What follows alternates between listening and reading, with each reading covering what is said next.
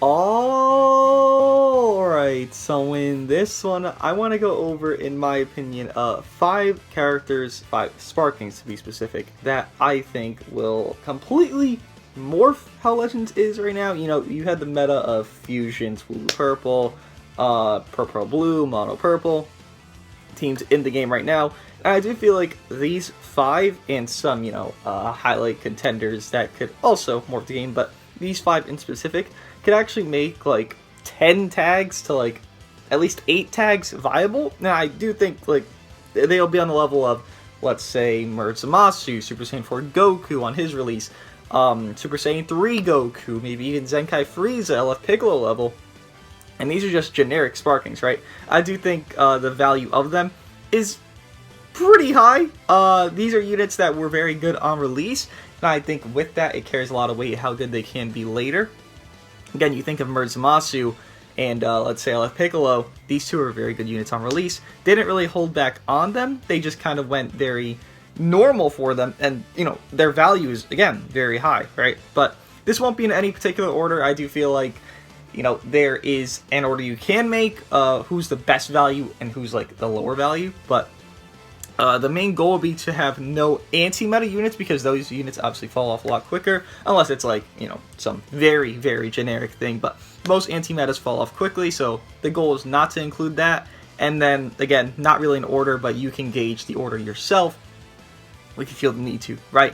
Again, there will be some other units that probably should be mentioned, but they'll be mentioned at the end, because, well, I value these units more because they're going to resurrect teams, while these other units, well, they'll be probably better, or if not equal to, they will not resurrect a team, and they already have a team that's great right now, right? So first, first unit would be Red 18. This lady here, Jesus Christ. Firstly, she is ridiculous. When she came out, she was a crazy tank, a support, and she is literally everything but damage. The thing is with that is, you look at Future Gohan, he is everything but damage. This 18 is that with tanking, right? You look at her here, she does all these debuffs, she seals enemy card slots and debuffs again. Lost cards on the battlefield reduces enemy draw ball by 1. When they switch, activates 3 times. So, just understand this, right? When changing cover, she'll seal 1 enemy card slot, then the sealed card slot can be used for 5 timer counts, then increase their card cost by 20. So when your card cost increased, what are you going to do? Logically, you're either going to end that combo, you're going to swap, and then boom, you'll do more cards. Oh wait! Dragon Ball gone, Dragon Ball gone, Dragon Ball gone. Insane right there. And then, look at this. She's getting buffs, and that support type one, by the way, is crazy, per the battle style when this character switches to standby. So when this character switches to standby, this is what happens, right? To allies, she's giving these. This is, again, ridiculous! 30% strike damage inflicted for your allies, 30% strike damage inflicted to your blast damage, and restores health by 10% on both. Then, support type, if they switch into that when she's on standby, again, very easy to do, 20% damage inflicted, 15 time counts, and restores health by 10%. Then defense type, 30% to overall damage inflicted for 50 time counts, and restores health by 5%. You look at her stats, oh, if I click it, not bad.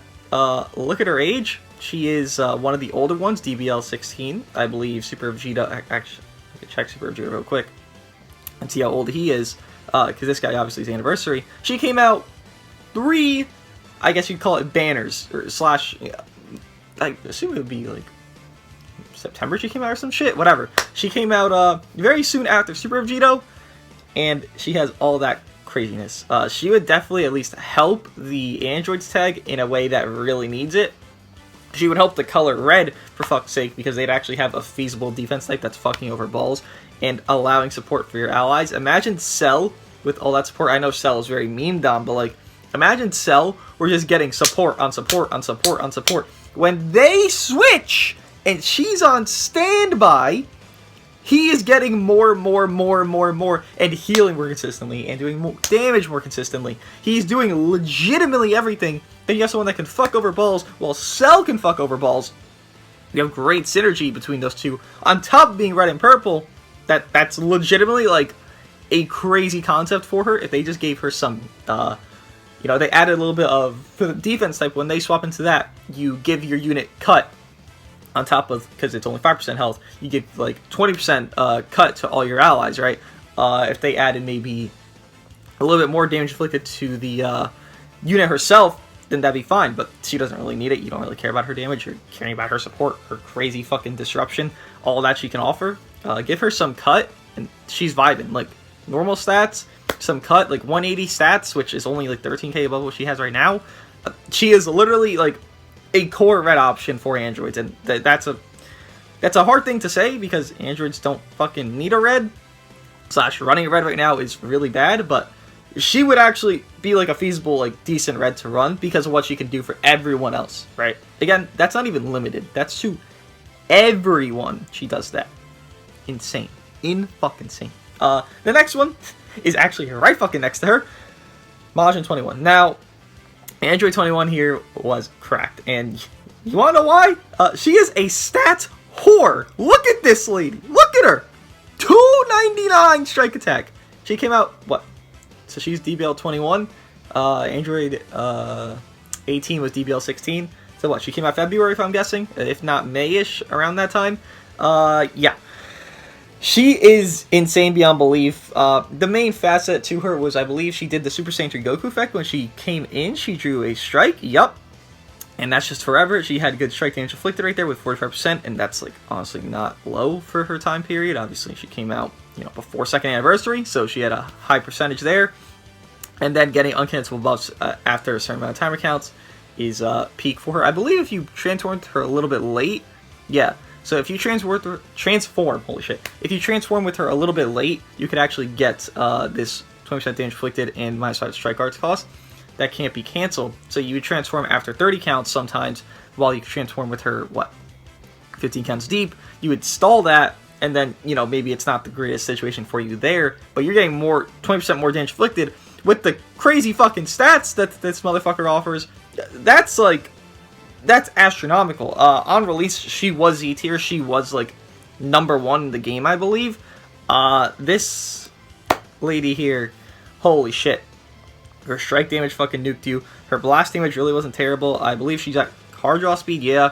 Reduced damage by 20%. She literally had everything she needed. And right now, honestly, they're gonna touch up on her stats. Like, they always touch up on stats. I think EX Krillin was like the least stat touched up unit in the entire game of Zenkais. I guess because his recency and how good he is as a support unit, that they didn't want to really like make him that crazy stat-wise. So they didn't really touch up on his stats.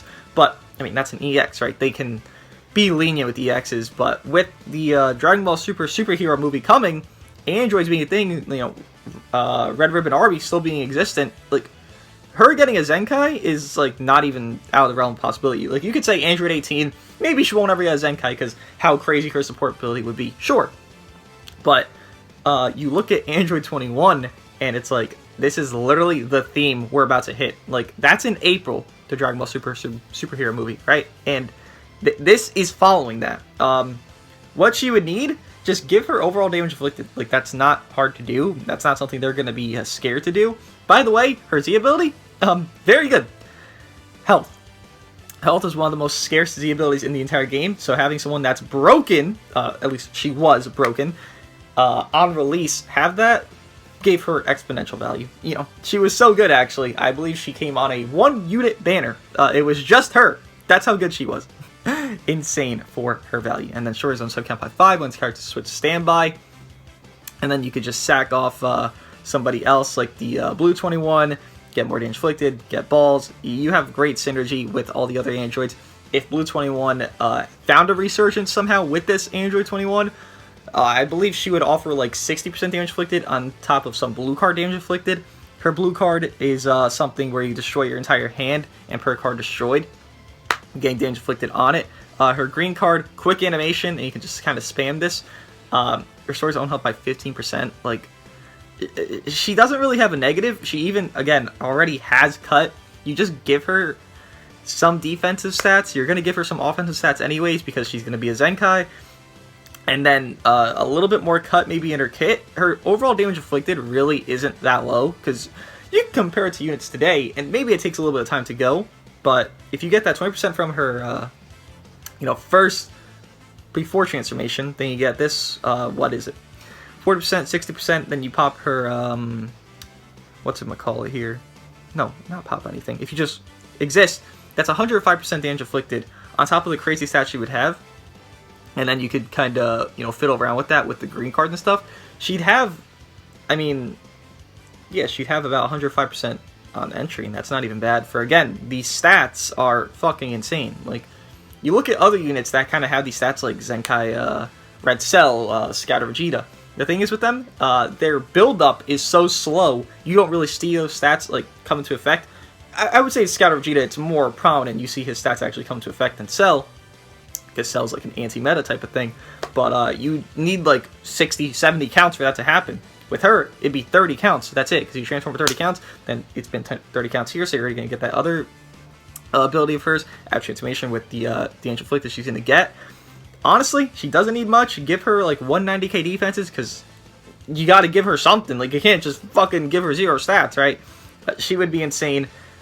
Easily, I would say, replacing Cell as, you know, someone that's not anti-meta for someone that is anti-meta. She would obviously be the not anti-meta, where she would just be dominant in an aspect where she has insane value and, again, can help give a resurgence to the Android team, because good God, they need help. You know, they actually do have a little bit of helping now with an older unit, Android 18, you know, her being anti-Saiyan, her being yellow, for fuck's sake.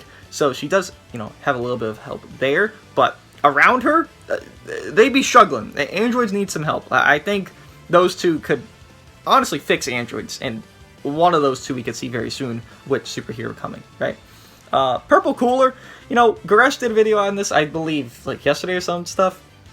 And I did a video on this guy before LF Zenkai Frieza got announced, because I figured, like, we gotta get an LOE Zenkai. Like, we're getting one. It's gonna be Zenkai Frieza, chilled, or this dumbass Cooler.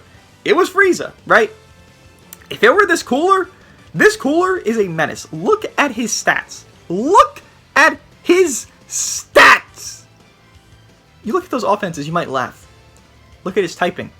That's a defense type. You look at Super 17. Super 17. He has lower blast defense, who is a Zenkai 7, than a non-Zenkai Cooler.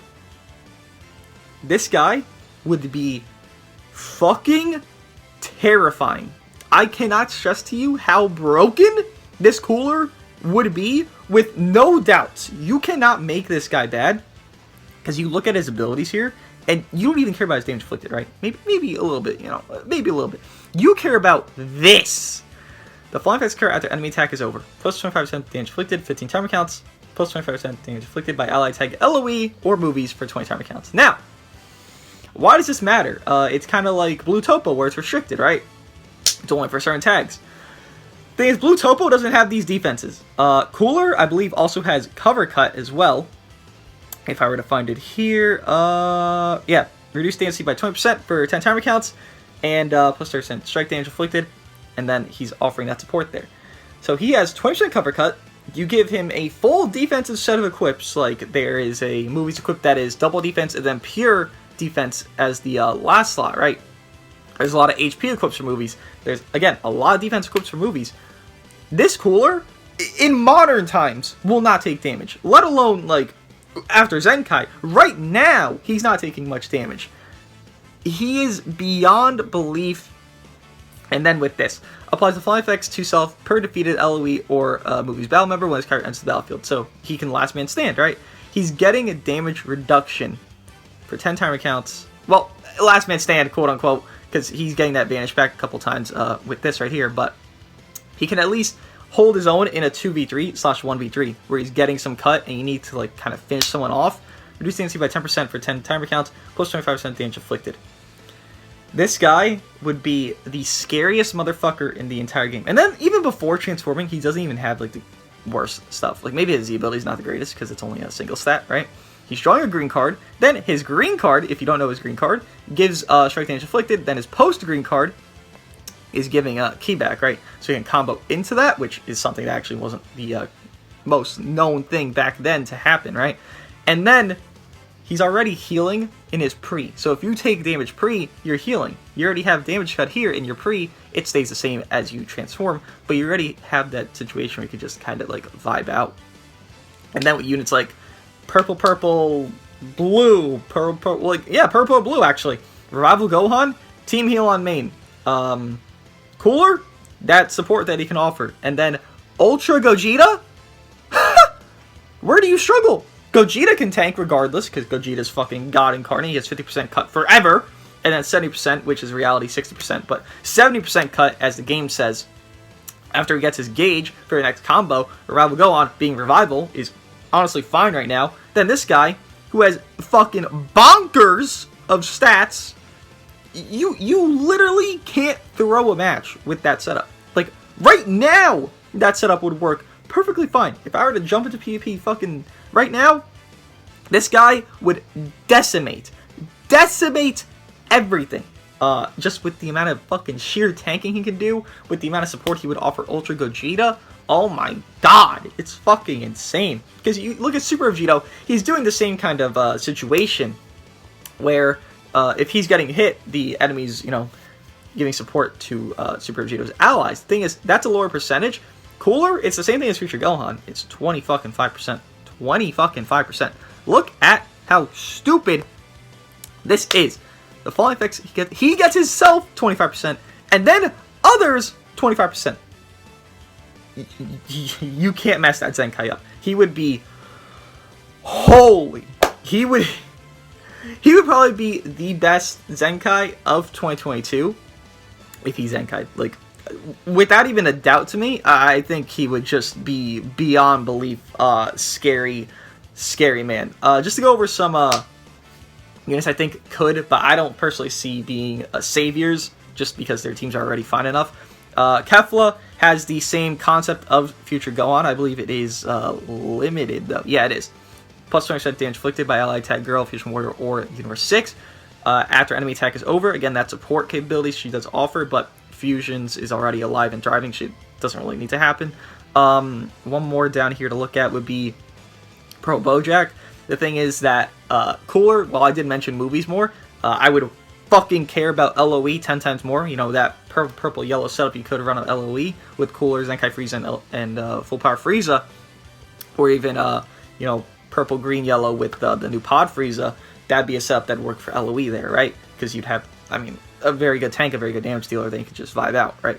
And, well, you're mixing Blast and Strike, but it's not the craziest fucking issue. But Bojack, you guys know why, right? This dumbass doing his dumbass cover change that combos into a blue card, while it does fuck over your health, you look at all the healing you can do in this game right now. Every team but Regen heals more than anything you could ever expect, and then he restores his own health by 30%, so it's not like he's even getting fucked over because he's hurting his allies. Well, his allies are going to heal regardless. If I swap to Goku Vegeta, oh no, I'll do 2 cards, I'll get my 15% health back, right? It is someone that could definitely be scary, but the thing is, movies doesn't need the help, so I don't consider him, but he would definitely be a scary sight to see. But the fourth one here, if I could find them, I believe they are up here-ish. Where'd they go? Where'd you go? Hello? I lost them. Wait, what? Wait, what? Oh, wait. Was it? No, it was... I forgot who it was. Wait a second. Wait, I remember, but I forgot. Who the fuck was it?